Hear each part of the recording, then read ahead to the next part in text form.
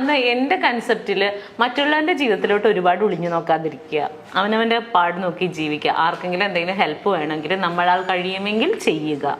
പിന്നെ ഭയങ്കരമായിട്ട് ഈ പറയുന്ന ഇപ്പൊ എല്ലാവർക്കും ചിരിക്കാനൊക്കെ ഇഷ്ടമാണ്, പക്ഷേ സാഹചര്യം നോക്കിയിട്ട് പെരുമാറണം എന്ന് എനിക്ക് അഭിപ്രായമുണ്ട്. കാരണം നമ്മൾ ചിലപ്പോൾ ഫിനാൻഷ്യലി ഒക്കെ ഏറ്റവും വലിയൊരു പെയിൻ ഫിനാൻഷ്യലി അല്ലെങ്കിൽ രോഗാവസ്ഥയൊക്കെയാണല്ലോ.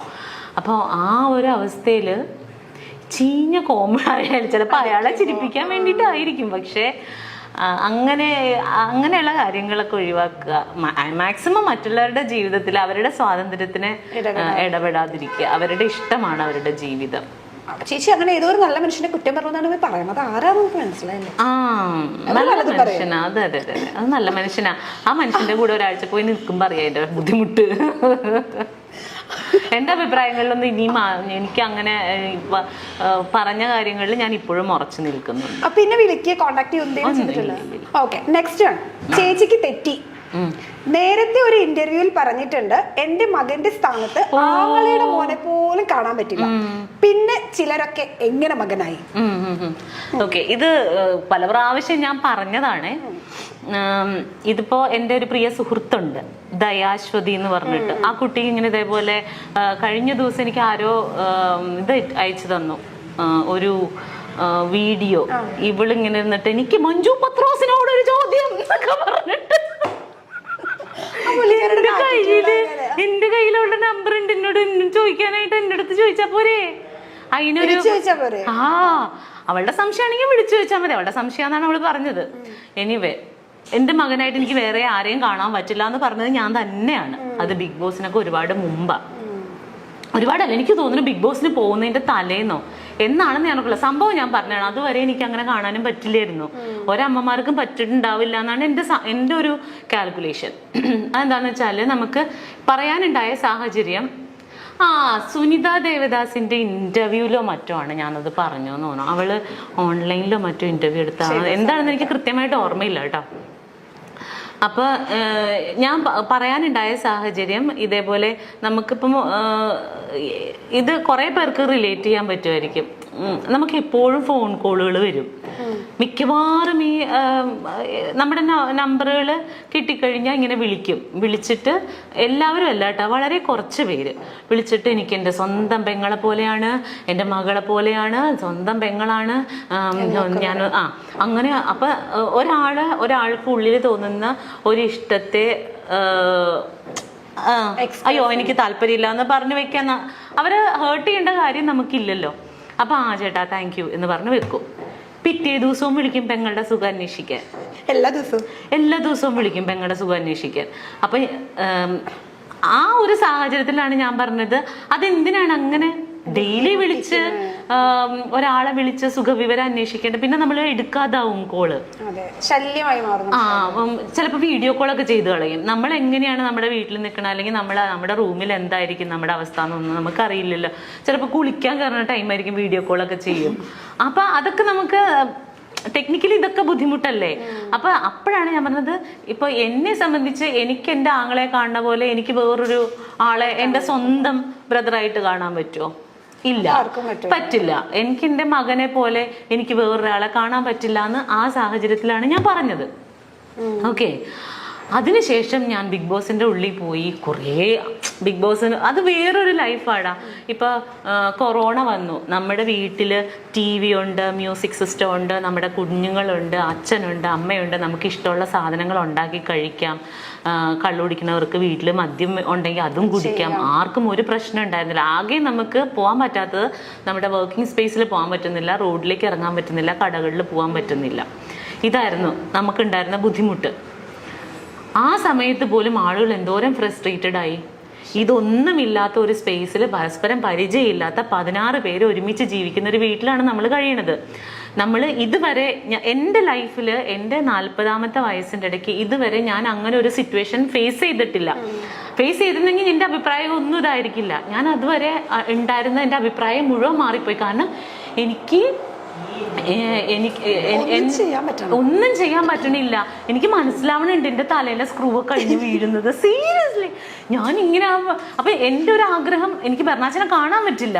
ദൈവം എനിക്ക് അവന്റെ കൈയൊന്ന് അതിന്റെ ഇടയിൽ കൂടി ഒന്ന് കാണാൻ പറ്റുമായിരുന്നെങ്കിൽ ഞാനവിടെ നിന്ന് പൊട്ടിക്കരഞ്ഞിട്ടുണ്ട് കുഞ്ഞിനെ കാണാൻ പറ്റാതെ. കാരണം അപ്പൊ ചോദിക്കും നീ എന്തിനാ പോയെന്ന് ചോദിക്കും. ഞാനോർത്ത് എനിക്ക് ഈസി ആയിട്ട് അത് സർവൈവ് ചെയ്യാൻ പറ്റും എന്നാണ്. ഇന്നും ബെർണാച്ചന് സ്കൂളിൽ പോയപ്പോ ഞാൻ ടോയ്ലറ്റിലിരുന്ന് കുറെ കരഞ്ഞു.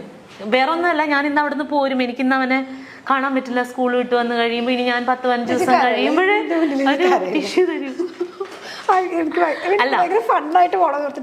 സീരിയസ്ലി അല്ല, ഇത് കണക്കിലാക്കണ്ട. അപ്പൊ ഇനിയിപ്പോ ആൾക്കാർ ഓ സ്കൂളിൽ പോകുമ്പോഴും അമ്മ കരയുന്നു. അതല്ല അതിന്റെ ഫീല്.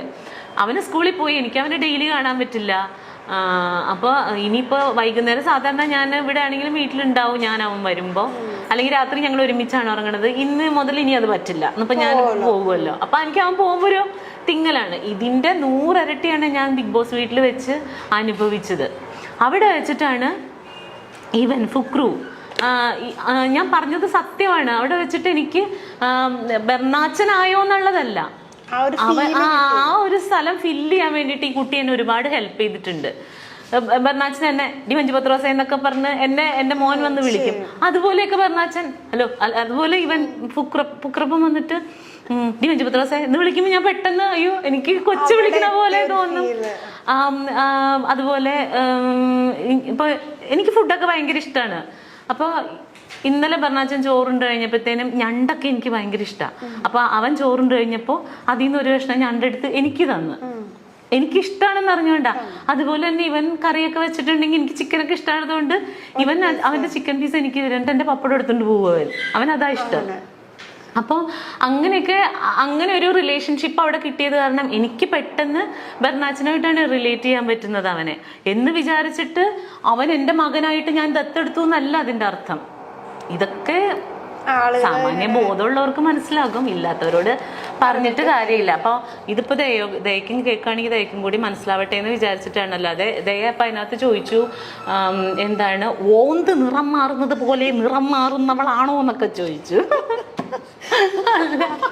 ദയനോട് പറയണ ഓന്ത് നിറം മാറുന്ന പോലെ നിറം മാറിയതൊന്നുമല്ല, ഇതാണ് ഇതിന്റെ വാസ്തവം. അപ്പം പറഞ്ഞ പോലെ അവിടെ വെച്ചിട്ട് ദയക്ക് അറിയാമായിരുന്നെങ്കിൽ ചിലപ്പോൾ മനസ്സിലായിട്ടുണ്ടാവില്ല പുറത്ത്. പിന്നെ നിലനിൽപ്പിന് വേണ്ടിയിട്ട് ഓരോരുത്തരും ഓരോന്ന് ചെയ്യല്ലേ. അപ്പൊ ദയ അത് ചെയ്തോട്ടെ, കുഴപ്പമില്ല, എനിക്ക് പ്രശ്നമില്ല. Seriously no issues. Okay, next വെറുതെ പത്രാസ് അടിക്കല്ലേ എന്റെ മഞ്ജു. അത് അങ്ങനെ പറഞ്ഞിട്ടുണ്ടോ? അതെന്താണാവോ? ചിലപ്പോ ഒരു അതായിരിക്കും, ഒരു പ്രാസത്തിന് വേണ്ടി പറഞ്ഞായിരിക്കും. പാവം, പോട്ടെ, അതൊക്കെ അതൊന്നും കുഴപ്പമില്ല. നെക്സ്റ്റ് വേണം നല്ലതാട്ടോ. വരും കാലത്തെ ലളിതാമ്മ. എന്താ മഞ്ജു ചേച്ചിക്ക് നാഷണൽ അവാർഡ് കിട്ടാതെ? എന്റെ കർത്താവേ, അങ്ങനെ ചോദിക്കല്ലേ. ഞാൻ അതിന് മാത്രം വലിയ കാര്യങ്ങളൊന്നും ചെയ്തിട്ടില്ല. നാഷണൽ അവാർഡ് കിട്ടാൻ പാകത്തിനൊന്നുമുള്ള അങ്ങനെ ഒരു നല്ല ക്യാരക്ടറോ അതെന്താ അറിയോ, ഇപ്പോ നമ്മുടെ ഇൻഡസ്ട്രിയിൽ നിൽക്കുന്ന എല്ലാ ആർട്ടിസ്റ്റുകളും നല്ല ടാലന്റഡ് ആയിട്ടുള്ളവരാണ്. പക്ഷെ ചിലർക്ക് നല്ല ഓപ്പർച്യൂണിറ്റീസ് കിട്ടും.